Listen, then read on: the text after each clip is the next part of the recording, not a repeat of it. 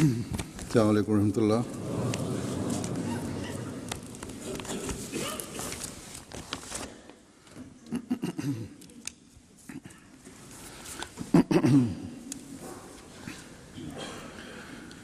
أشهد أن لا إله إلا الله وحده لا شريك له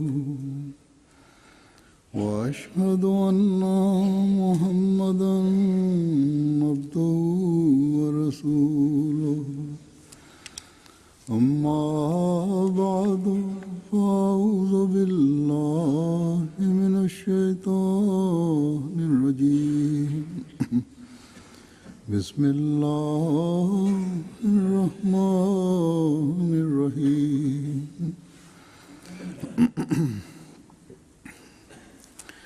الحمد لله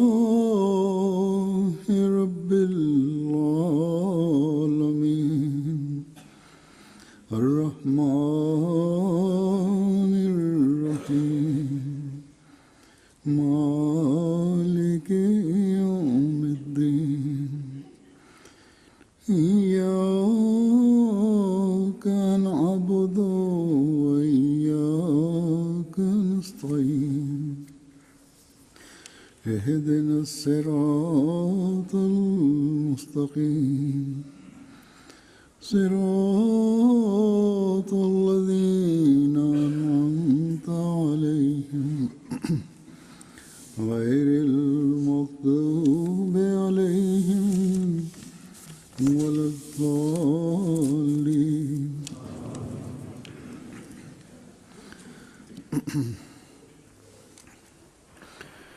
आज मैं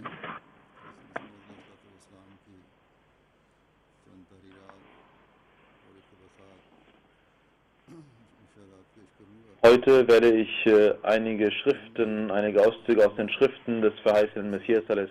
präsentieren, in denen der verheißene Messias a.s. über seine Zeichen, seine Wunder und seine Wahrhaftigkeit gesprochen hat.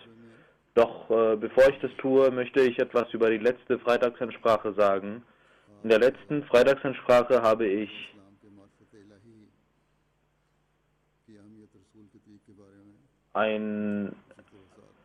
etwas über die Bedeutung der Gotteserkenntnis gesagt und einige Schriften des verheißenen Messias a.s. hierzu vorgetragen und auch einige schwierigen Stellen erläutert.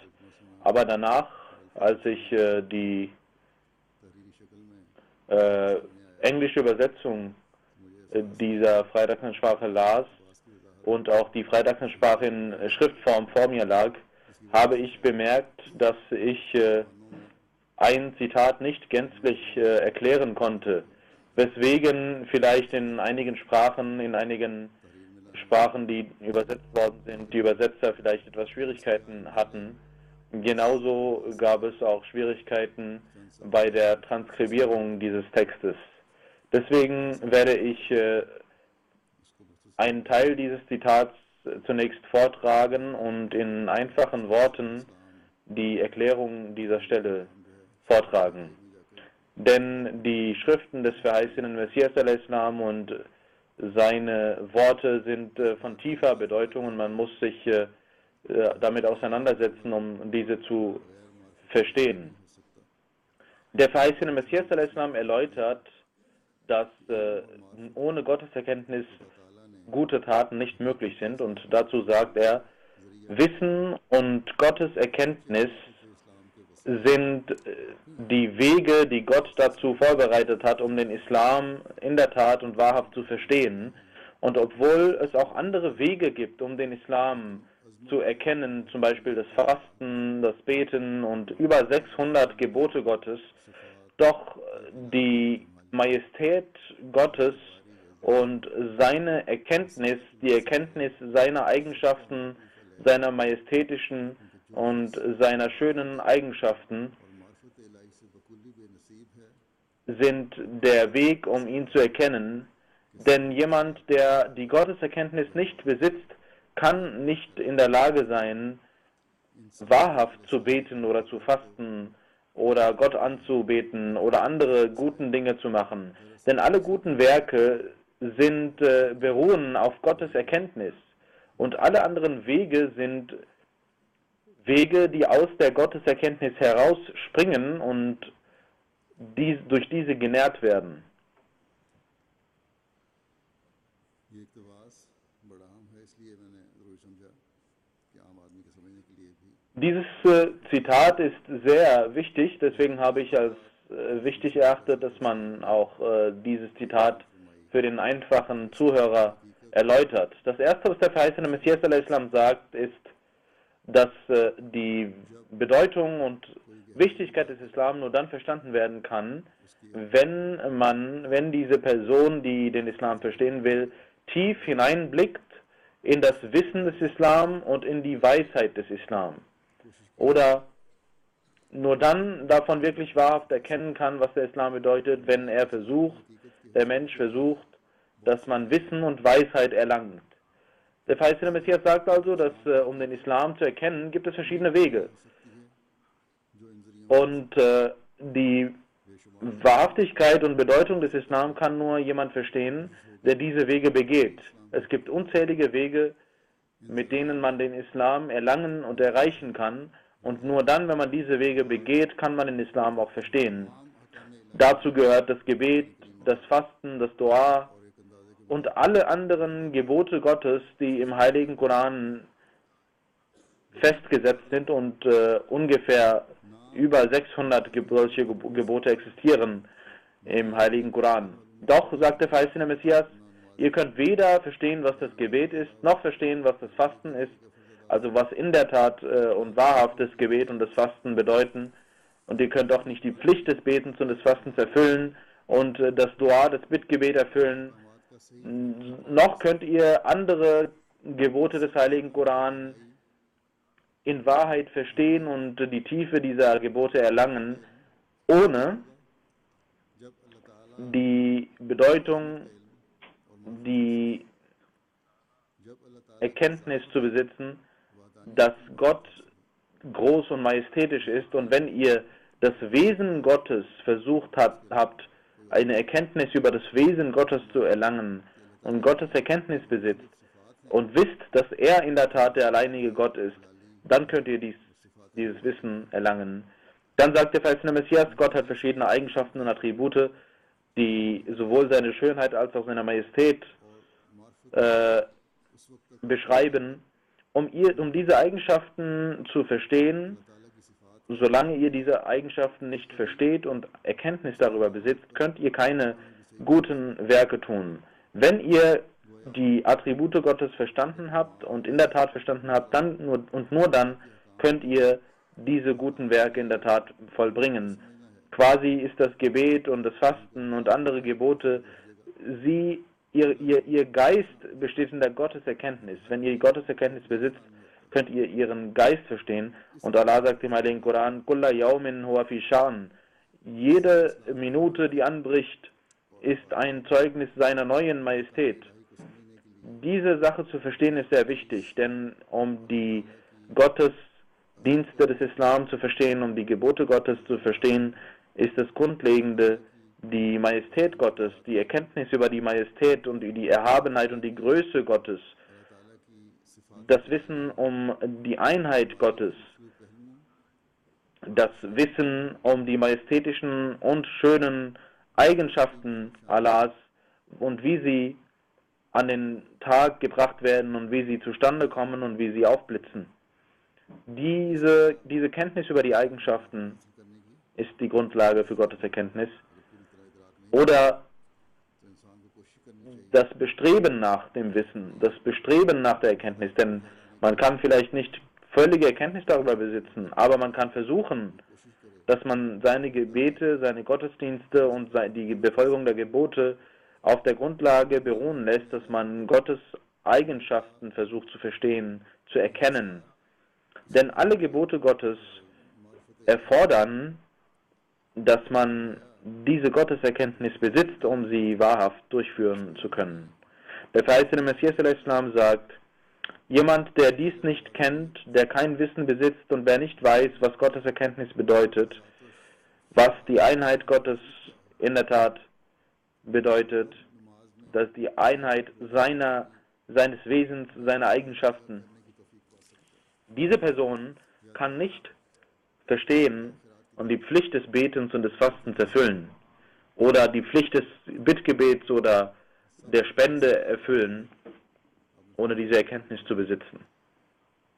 Diese guten Werke haben einen Ursprung und dieser Ursprung liegt in der Gotteserkenntnis. Das ist der Grund, warum man gute Werke tun möchte. Das ist die Grundlage dafür, die Marfat oder Gotteserkenntnis. Je mehr Gotteserkenntnis man besitzt, desto mehr ist man in der Lage, Gottesdienste und gute Werke, der Geist, der dahinter steckt, zu verstehen und auf diese aufmerksam zu werden. Wenn wir also Gotteserkenntnis anstreben, dann werden wir in der Lage sein, auch Gottes Gebote zu erfüllen. Auch wenn am Anfang diese Gotteserkenntnis aufgrund der Gnade Gottes, aufgrund der Barmherzigkeit Gottes für solche Leute, die eine gute Natur besitzen, bekommen diese Gotteserkenntnis. Doch diese Gotteserkenntnis die steigt und wächst durch die guten Werke und durch den Glauben, den man hat. Und der Mensch erlangt den Rang, in welchem er in der Tat erkennt, was der Islam ist, nicht nur den Namen des Islam kennt, sondern das Wesen und den Geist des Islam kennt, und sein Herz und seine Brust erhellen sich aufgrund der Gotteserkenntnis, die wächst und zustande kommt. Das ist also die Grundlage eines wahren Muslim und eines solchen Muslim, der von sich behauptet, er sei ein gläubiger Mensch. Nach dieser Erklärung werde ich zu dem Thema kommen, den ich eben angesprochen hatte zu Beginn, nämlich die Zeichen, die Wahrhaftigkeit, die göttlichen Zeichen Gottes für den verheißenen Messias al-Islam, die der verheißene Messias al-Islam selbst in seinen Schriften erklärt hat. In 2 Tagen wird inshallah der 23. März sein und in den Jamaats wird dieser Tag als der Tag des verheißenen Messias zelebriert und viele Gelehrte werden ihre Reden halten und werden zu diesem Thema sprechen, in welchem auch über die Zeichen des verheißenen Messias gesprochen wird und über die göttliche Unterstützung des verheißenen Messias al-Islam und über den Grund der Sendung des verheißenen Messias. Wie dem auch sei, es ist ein schöner Zufall, dass das heutige Thema auch dieses Thema des Tag des verheißenen Messias erfüllt. Ich möchte da auch sagen, dass in diesem Jahr von Guardian ein 3-tägiges Programm ausgestrahlt wird zum Tag des verheißenen Messias. Das wird live in MTA ausgestrahlt und unsere arabischen Brüder sind dorthin geflogen,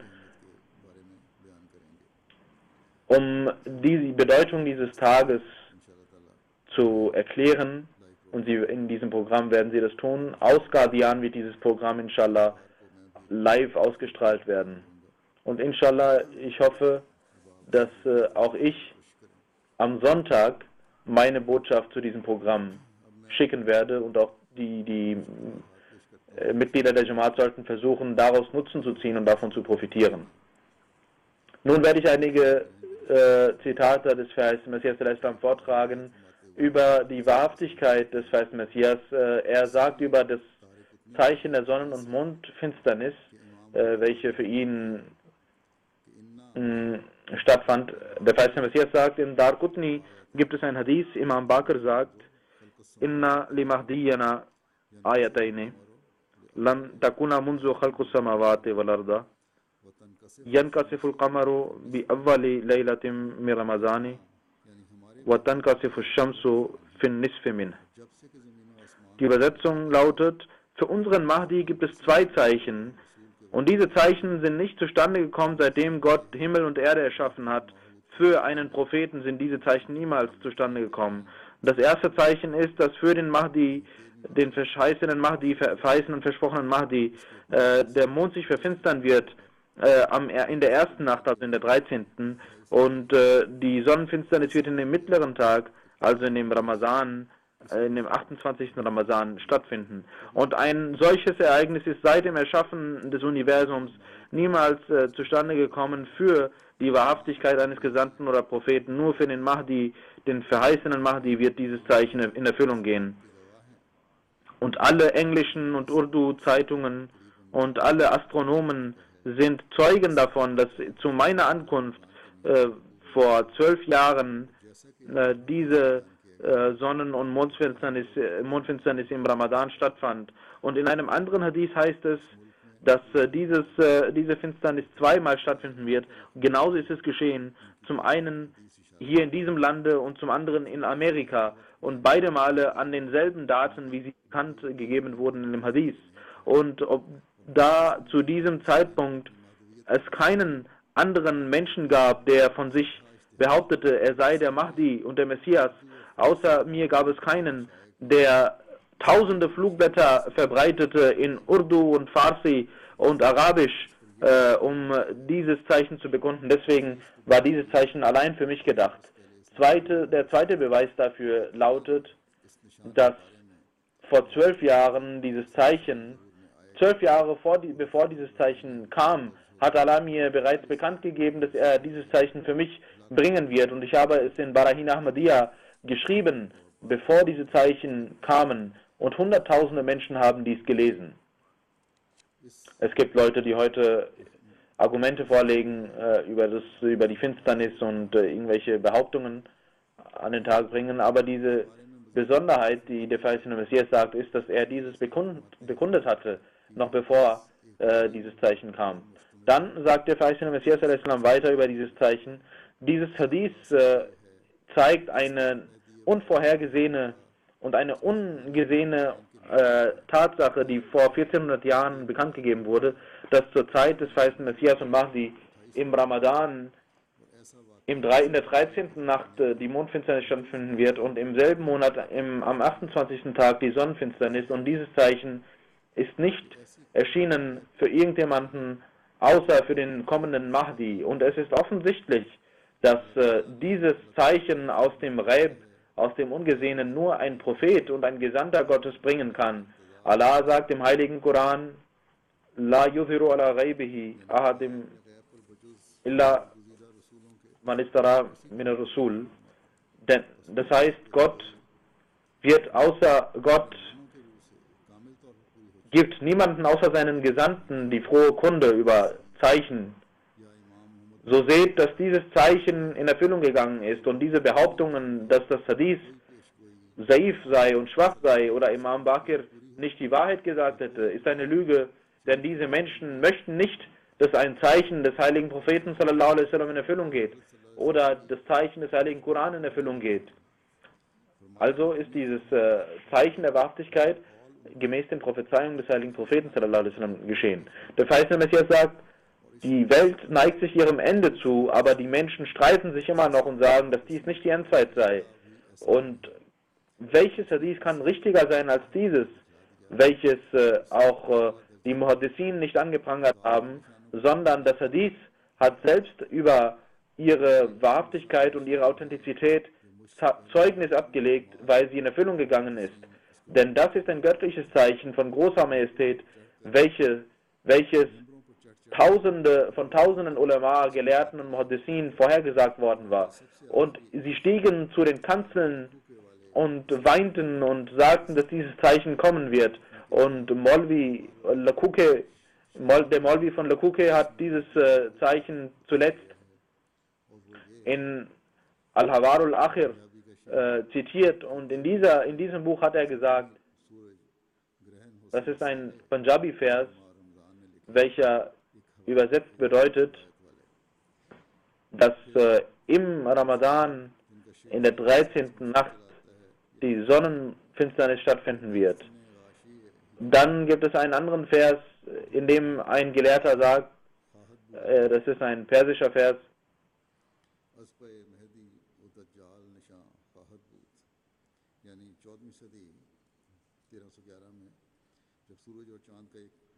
dass in dem 14. Jahrhundert, im Jahre 1311, die Sonnen- und Mondfinsternis in einem Monat stattfinden wird.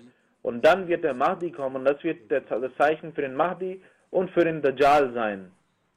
Der verheißene Messias sagt, in diesem Vers wurde sogar das Jahrhundert und das Jahr zitiert und vorhergesagt.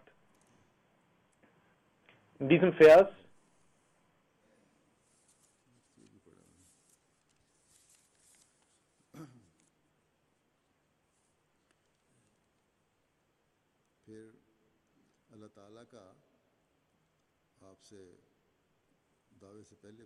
dann hat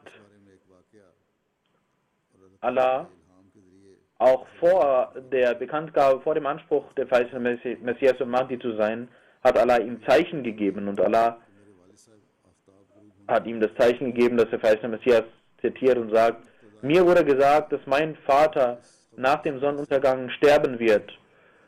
Und natürlich war ich aufgrund der Natürlichkeit dieser Vorhersage sehr betrübt.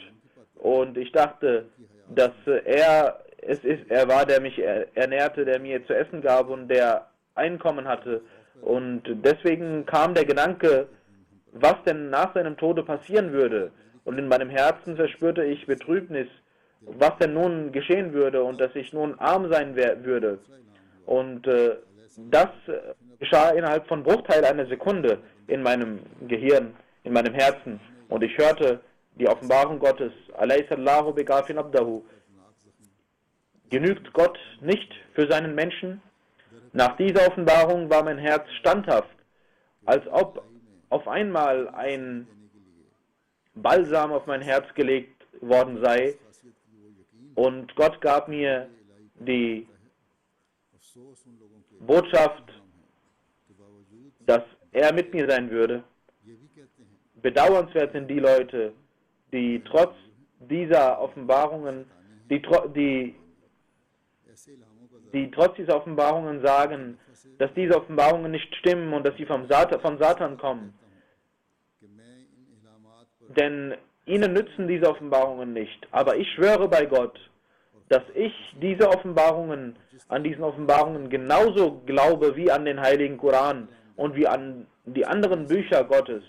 Und genauso wie ich an den Heiligen Koran glaube und es als Wort Gottes erachte ich dieses Wort, das auf mich gesandt wurde, genauso als Wort Allahs. Denn mit diesen Worten sehe ich ein göttliches Licht und ich sehe die Wunder Gottes. Als ich diese Offenbarung bekam, Alaysallahu bekafin abdahu, wusste ich sofort, dass Allah mich niemals verloren gehen lassen wird. Und ich beauftragte den Malavanal, der ein Hindu ist und immer noch lebt. Ich gab ihm diese Offenbarung und erzählte ihm, was passiert war und schickte ihn nach Amritsar, damit Hakim Muhammad Maulvi Sharif ein Siegel und einen Ring daraus mache und dieses mir bringe. Und ich schickte diesen Hindu nur deswegen dahin, damit er ein Zeuge dieses Zeichens sei und damit auch Maulvi Muhammad Sharif ein Zeuge dieses Zeichens sei. Und Maulvi Sahib Mausuf, Maulvi Sahib bereitete mit einem Kostenwert von 5 Rupien dieses Ring, was ich immer noch besitze. Ich bekam diese Offenbarung, als wir von dem kleinen Einkommen unseres Vaters lebten und kein anderer kannte mich, keiner aus der Welt kannte mich und ich war ein unbekannter, unbedeutender Mensch in einem unbedeutenden Ort namens Qadian und Allah schickte die ganze Welt zu mir und gab mir Sieg über Sieg und finanzielle Unterstützung und ich kann Gott nicht dankbar sein und habe keine Worte, Gott dankbar zu sein. Ich wusste nicht einmal und konnte nicht einmal hoffen, dass ich 10 Rupien im Monat bekommen werde. Aber Allah, welcher die Armen zu Reichen werden lässt und die Reichen Hochmütigen zu armseligen Menschen werden lässt, er kam zu mir und ich besitze mehr als 300.000 Rupien und noch mehr.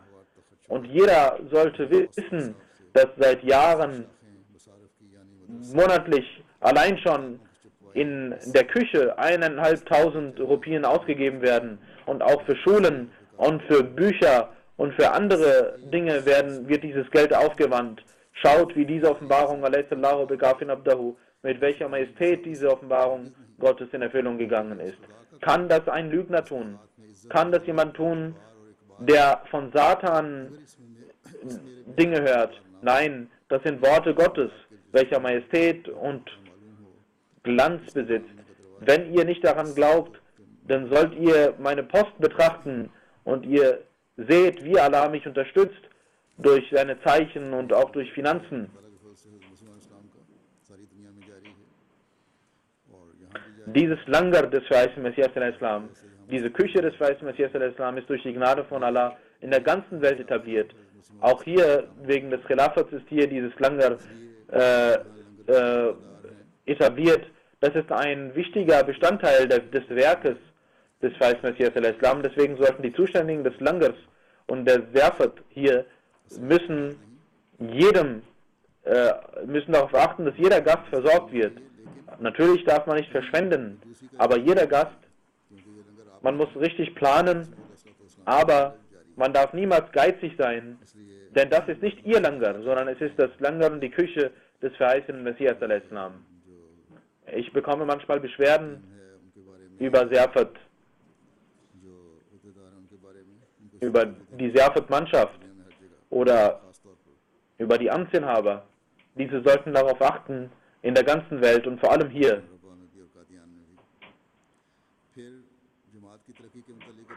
Genauso in Rabwa und Qadian. Dann sagt der verheißene Messias al-Islam über den Fortschritt der Jamaat und er zitiert eine Offenbarung und sagt, in Barahin Ahmadiyya gibt es eine Prophezeiung, in welcher Allah mir vorhersagte,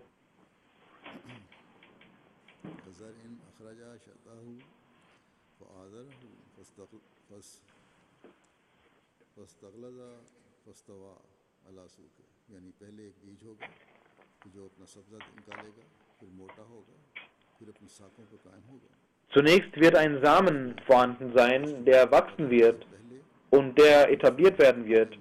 Das war eine große Prophezeiung, die vor der Jamaat, vor der Gründung dieser Jamaat gemacht wurde, vor 25 Jahren, in einer Zeit, in welcher es weder die Jamaat gab, noch jemand sich mir angeschlossen hatte und niemand kannte meinen Namen.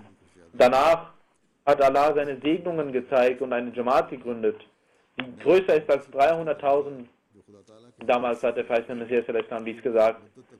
Ich war wie ein kleiner Samen, der mit der Hand Gottes gepflanzt wurde. Und ich war verborgen. Doch Gott offenbarte mich und viele Wurzeln und viele Äste kamen aus mir hervor. Und dies ging in Erfüllung durch die Hand Gottes. Und wir sehen heute, dass die Jamaat in 204 Ländern der Welt etabliert ist und Millionen Anhänger besitzt.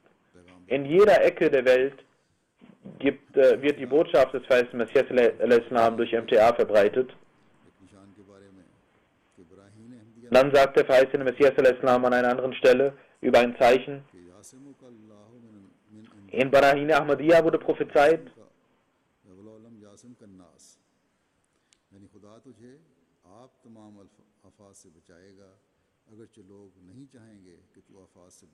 Gott wird dich beschützen vor allen Unruhen und jeglichen Unfrieden. Aber die Menschen wünschen es nicht, dass du dafür beschützt wirst.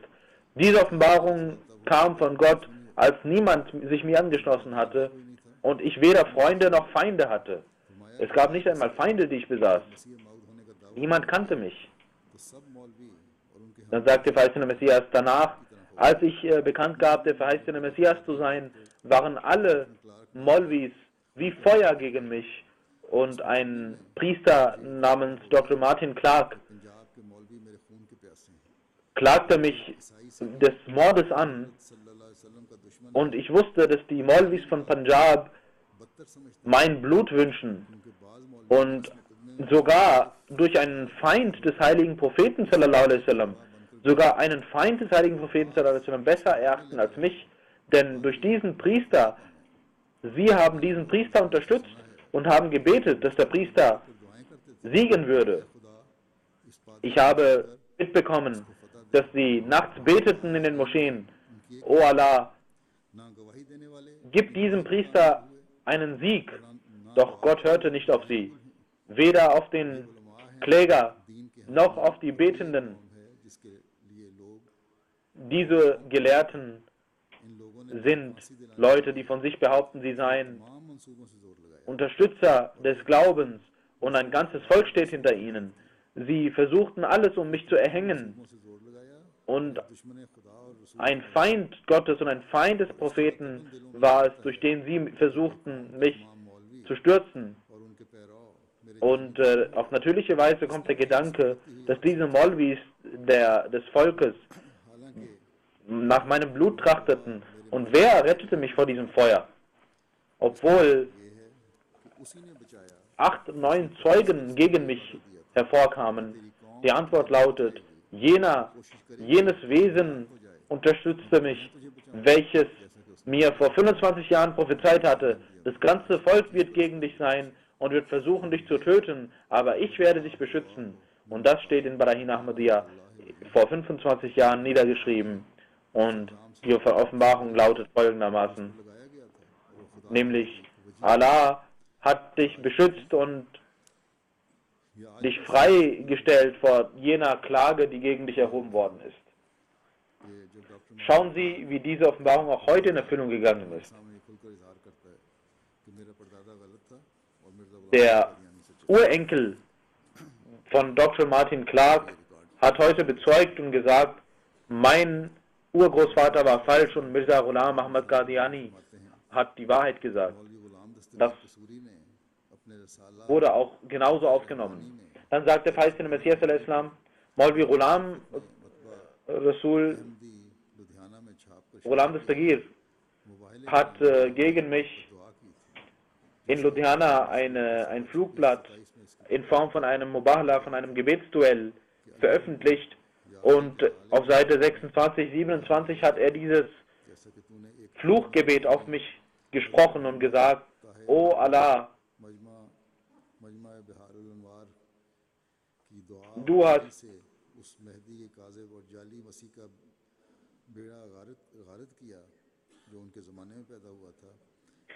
durch die Prophezeiung des heiligen Propheten sallallahu alaihi wasallam jenen falschen Mahdi gestürzt zur Zeit des heiligen Propheten, genauso sollst du diesen stürzen.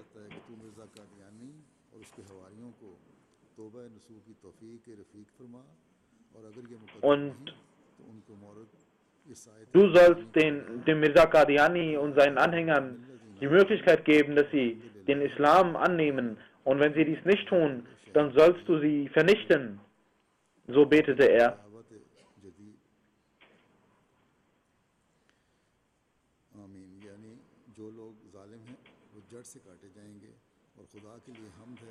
Das heißt, jene, die tyrannisch sind, werden von ihrer Wurzel gepackt, und aller Preis gebührt Allah. Er ist mächtig und tut, was ihm gefällt. Und er ist derjenige, der die Gebete erhört. Dann sagt er auf Seite 26 über mich: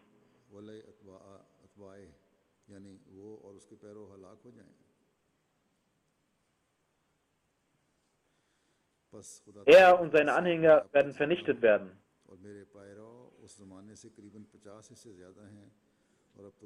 Doch durch die Gnade Allahs lebe ich, und ich habe viele tausende Anhänger, und jetzt sind es viel, viel mehr.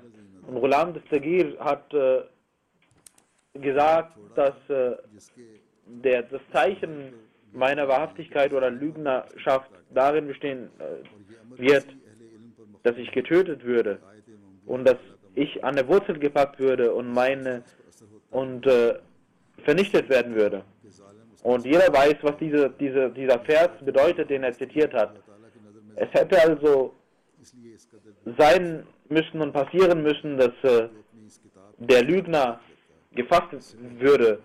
Und Ghulam Dastagir war der Lügner, der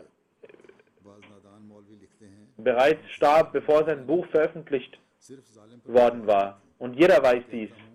Einige sogenannte Gelehrte sagen, dass er das nicht getan hätte und er nur auf den Salim, auf den Tyrannen ein Gebetsduell herausgefordert hätte. Doch ich sage, er hat mich beim Namen genannt. Und warum ist dieses Gebet in Erfüllung gegangen gegen ihn? Und warum hat Allah ihn getötet, obwohl er meine Tötung herbeiführen wollte? Und er wollte, dass der lügnerische Mahdi getötet werden sollte. Doch sein Gebet ging nicht Erfüllung, sondern erfüllte sich im Gegenzug gegen ihn. Und der Muhammad Tahir, welcher ein falscher Mahdi war, und er sagte, dass genauso wie er getötet worden war, soll ich getötet werden. Jetzt sollte man darüber nachdenken, was denn passiert war und was Ghulam Dastagir erreicht hat und welche Wirkung sein Gebet hatte. Und wenn ihr sagt, dass er zufällig gestorben ist, dann sollt ihr auch sagen, dass auch der falsche Messias zufällig gestorben war. Der Muhammad Tahir hieß, Lanatullahi al-Kazibin, Gottes Fluch sei auf die Lügner. 13 Jahre sind vergangen nach dem Tod von Ghulam Dastagir, der ein Tyrann war, und Gott vernichtete ihn und Gott vernichtete sein Haus. Jetzt schaut, wessen Wurzel wurde vernichtet und gegen wen wurde das Gebet erfüllt. Allah sagt, das heißt, o Prophet, o Gesandter, diese Feinde versuchen, dich zu stürzen, doch dieser Fluch wird auf sie selbst treffen. Und gemäß diesem Vers des Heiligen Koran ist es eine Praxis Allahs, dass das Fluchgebet auf den Menschen zurückkommt, der das Gebet von sich gibt und der ein Lügner ist. Sagt mir, ob er getötet worden ist oder nicht, und sagt mir, warum Muhammad Tahir getötet worden ist. Und er selbst ist getötet worden, der Ghulam Dastagir, nachdem er ein Gebetsduell und ein Fluchgebet auf mich herabgesandt hat. Aber ich lebe und habe Anhänger. Dann sagte Feist Messias al-Islam über die Zeichen der Sprache, die ihm verliehen werden würde. Und er sagt, in Barahin Ahmadiyya, sagte Feist Messias al-Islam, wurde prophezeit, dass ihm die arabische Sprache offenbart werden würde und er eine offenkundige arabische Sprache sprechen würde und schreiben würde. Und der verheißene Messias sagt, die Bücher, die ich in Arabisch geschrieben habe, einige von ihnen Prosa und andere als Lyrik, diese können nicht ihresgleichen suchen. Ich habe mehrere Bücher in Arabisch geschrieben, At-Tabligh, Mulika Aina Kamalat Islam, Karamatul Sadiqin, Hamamatul Bushra, Siratul Abdal, Nurul Haq Hissa Awal, Nurul Haq Hissa Dum, Tofai Baghdad, Ijazul Masih, Atmamul Hujja, Hujjatullah, Sirrul Khilafa, Muwahibur Rahman, Ijazi Ahmadi, Khutba Ilhamiya, Al-Huda, Ilhamatul Muqarribin, Mulika Tazkaratul Shahadatain. Und jene Bücher, die weiter in Arabisch geschrieben worden sind, die noch nicht veröffentlicht worden sind, das sind Targhibul Mu'minin, Najmul Huda, etc. Der verheißene Messias al-Islam hatte gesagt, dass ihm prophezeit worden war, dass er der arabischen Sprache mächtig sein würde und ihm diese Sprache gelehrt werden würde. Und diese Bücher waren es, die der verheißene Messias al-Islam schrieb. Und ich habe vor einigen Freitagssprachen auch darüber berichtet. Und auch in der heutigen Zeit, der verheißene Messias al-Islam sagt, dass ein Hindu einmal zu ihm nach Qadian kam, auf dessen Namen er sich nicht mehr besinnen kann.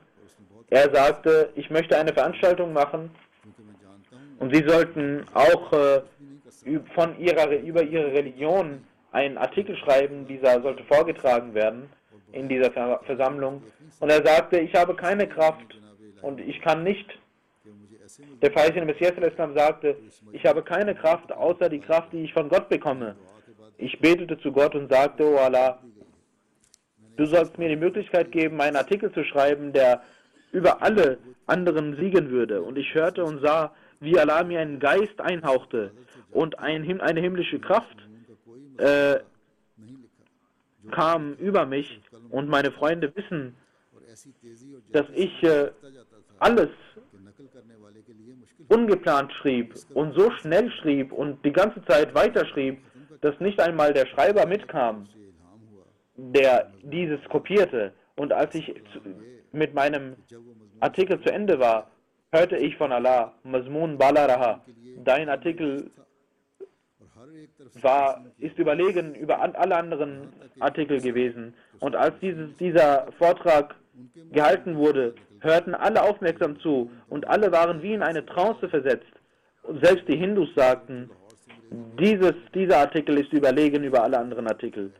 Und eine Zeitung schrieb, Mazmun Bala Raha, der Artikel war überlegen über alle anderen Artikel. Und es gibt Dutzende Urdu-Zeitungen, die genau diese Worte benutzten und sagten, dass der Artikel überlegen war. Und alle anderen Zeitungen schrieben auch, dass dieser Artikel und dieser Vortrag überlegen war über alle anderen. Und es gibt hunderte Menschen, die noch leben, die dies bezeugen können. Alle Religionsangehörigen stimmten dem zu. Und diese Prophezeiung ging in Erfüllung, dass dieser Artikel überlegen war. Dies war wie der Kampf, den Moses gegen die Zauberer führte. Und einige in dieser Versammlung waren Christen, andere Arya, andere Hindus, andere Brahmo, Sikh und einige Gegner, die sich Muslime nennen, die Muslime waren. Und alle stellten ihre Inhalte vor. Aber Allah wollte durch meine Hand dem Islam Leben geben. Und mein Stock und den ich von Allah erhielt, wurde geworfen und fraß alle Zauber auf. Deswegen sage ich auch, sagte Sud, dass dieses Buch immer wieder veröffentlicht werden sollte und auch verbreitet werden würde.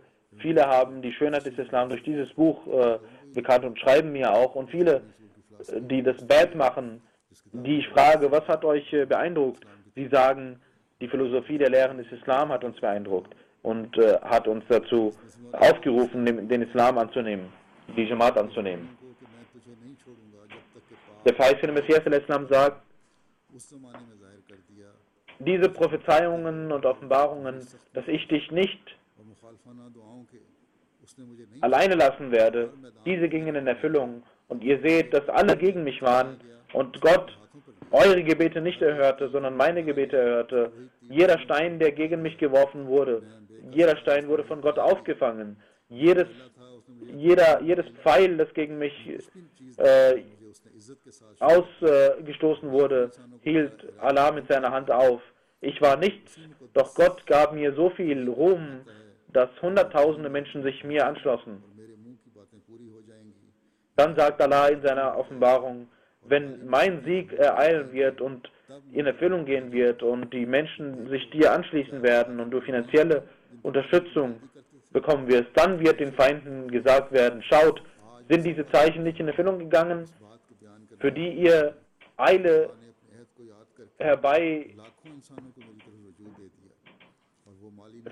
zu führen wolltet und schaut, dass hunderttausende Menschen sich mir angeschlossen haben und ich finanzielle Unterstützung bekomme, die niemals erträumt werden konnte.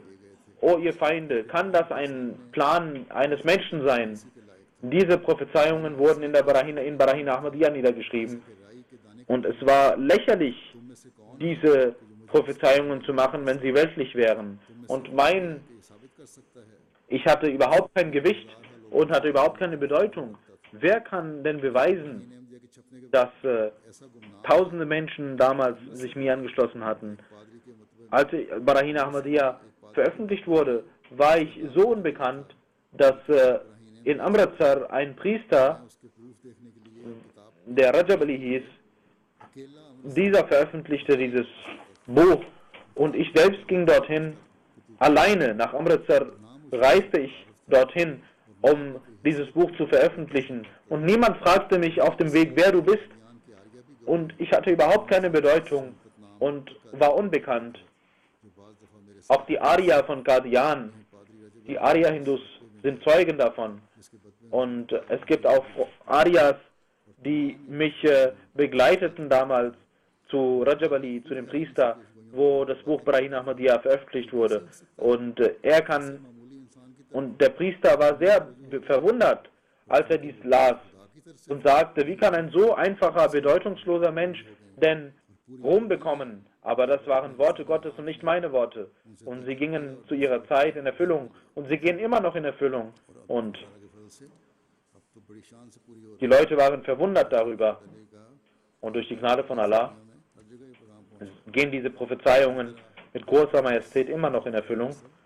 Und die Botschaft der Ahmadiyyat wird in der ganzen Welt verbreitet. Heute gibt es in Qadian eine Pressestelle und einen Buchdruck und dort werden die Bücher veröffentlicht.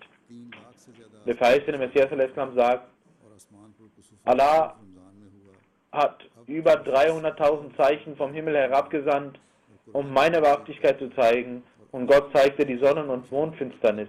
Wer nun nicht an Gott glaubt und dem Koran widerspricht und mich als Lügner bezeichnet, trotz dieser Hunderten, Tausenden von Zeichen, wie kann dieser Mensch so große Lügen erfinden? Heute sind diese Zeichen in Hunderttausenden in Erfüllung gegangen.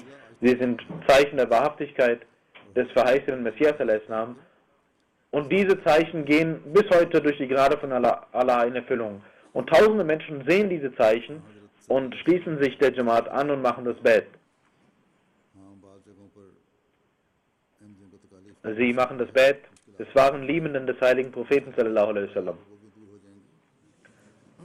Natürlich haben einige Ahmadis auch Schwierigkeiten und müssen Probleme auf sich nehmen, aber es wird eine Zeit kommen, wenn diese Probleme und diese Schwierigkeiten weggehen werden und unser Glaube wird dadurch gestärkt werden. Der verheißene Messias al-Islam sagt, die Zuschauer und Zuhörer sollten doch sich hierher wenden und ich schwöre bei Allah, er wird nicht ruhen, bis meine Wahrhaftigkeit auf der ganzen Welt bezeugt ist. O ihr Leute, die meine Stimme hört, ihr sollt Gott fürchten und ihr sollt nicht die Grenzen überschreiten. Wenn das Menschenwerk wäre, dann hätte Gott mich vernichtet und nichts wäre übrig geblieben von diesem Werk. Aber ihr seht, wie Allahs Hilfe mit mir ist und wie viele tausende Zeichen Gott mir gab, die man nicht zählen kann. So viele Zeichen, die man nicht zählen kann. Schaut, wie viele Feinde es gibt, die Gebetsduelle mit mir machten und vernichtet wurden. O ihr Menschen Gottes, kann denn Gott mit einem Lügner eine solche Vorgehensweise pflegen? Heute sind 125 Jahre vergangen und durch die Gnade von Allah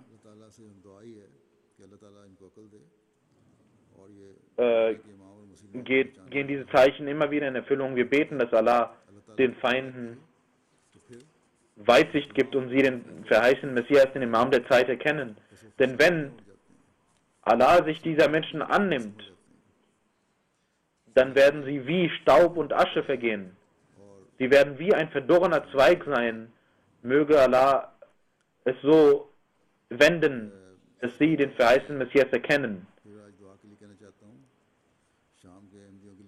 Ich möchte auch um Dua sagen für die Ahmadis in Syrien. Die brauchen viele Gebete, genauso die Ahmadis in Pakistan. Und genauso gibt es auch Ahmadis in Ägypten, die viele Schwierigkeiten erdulden und ertragen. Möge Allah alle Schwierigkeiten beseitigen. Und mögen wir auch in dieser Hinsicht große Zeichen sehen, besondere Zeichen sehen, damit sie mit Freiheit ihren Glauben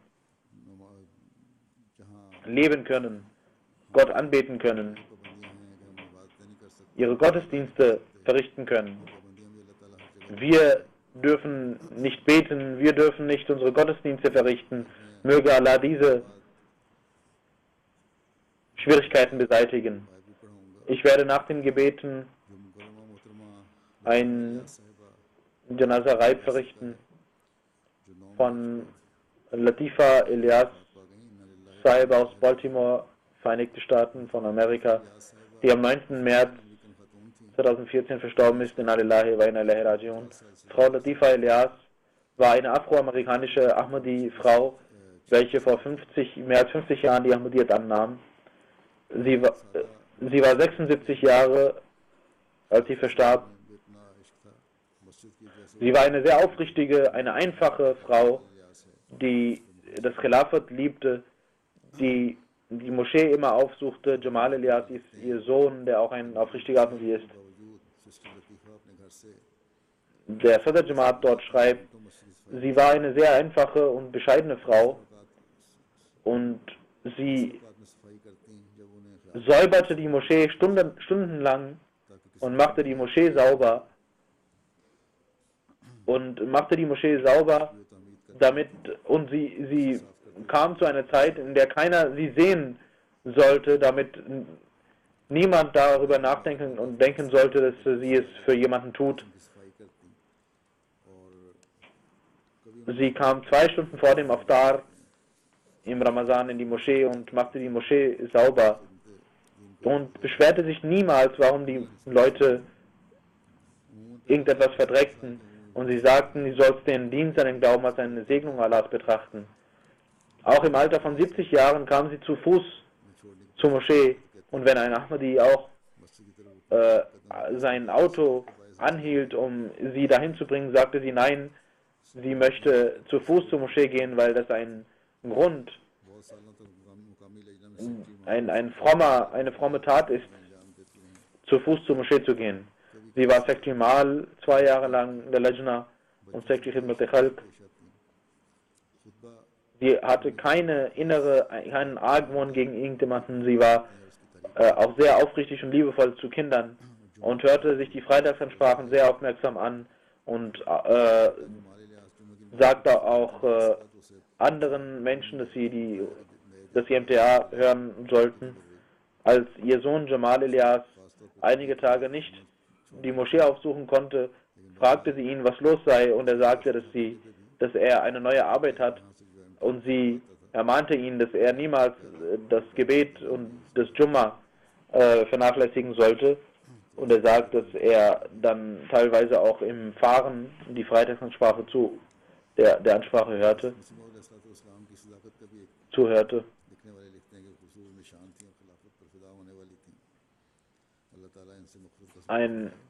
Sie war ein Zeichen des weißen Messias al-Islam, schreibt ein Mensch. Möge Allah sich ihrer Seele gnädig wenden und ihr vergeben. Und auch Leute, die die Freitagsansprache nicht hören und MTA nicht hören, sollten darauf Acht geben. Denn wenn sie das tun würden, wenn sie die Freitagsansprachen hören würden und sich mit MTA in Verbindung setzen würden, dann würde die Erziehung der Jamaat viel besser sein. Möge Allah allen die Kraft geben, möge Allah die Ränge der Verstorbenen erhöhen und ihren Kindern die Kraft geben, ihre Alhamdulillah nahmaduhu wa nasta'inuhu wa nastaghfiruhu wa nu'minu bihi wa natawakkalu alayhi wa na'udhu billahi min shururi anfusina ومن سيئات أعمالنا من يهده الله فلا مضل له ومن يضلل فلا هادي له ونشهد أن لا إله إلا الله ونشهد أن محمدا عبده ورسوله عباد الله رحمكم الله إن الله يأمر بالعدل والإحسان وإيتاء ذي القربى عن الفحشاء والمنكر والبغي يعظكم لعلكم تذكرون اذكروا الله يذكركم وادعوه يستجب لكم ولذكر الله أكبر.